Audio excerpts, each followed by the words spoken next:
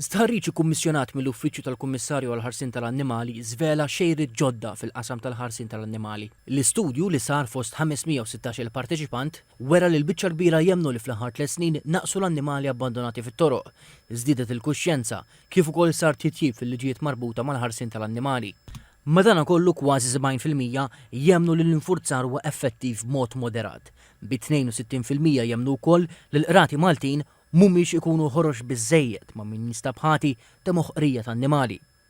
Ma' TVM News il-Kummissarju għall-Ħarsien tal-Annimali Alison Bezzina spjegat kif l-istess eżerċizzju wera li 87% tal-parteċipanti qablu fuq l-idea ta' maġistrat speċifiku għal każijiet kriminali li jinvolvu moħqrija ta' annimali. Iva sibna li l-maġġoranza tan-nies jaqblu magħha minħabba illi waħda mill-ikbar sfidi li n-nies jaħsbu li qed jiffaċċa dan is-settur huwa l-infurzar. Għalkemm huma sodisfatti bil-livell ta' infurzar u mbagħad joħroġ biċ-ċar illi mhumiex sodisfatti bl-ebusija jew kif qed joħorġu sentenzi mill-qorti jħossu li n-nies li jinstabu ħatja mhumiex qed jingħataw sentenzi xierqa. L-istess tħarriġ wera li dawk ta' bejn 18 u l-24 sena huma l-aktar li jrabbu annimali d-dar. Min-naħa l-oħra lanqas huma dawk li għandhom il-fuq minn 65 sena.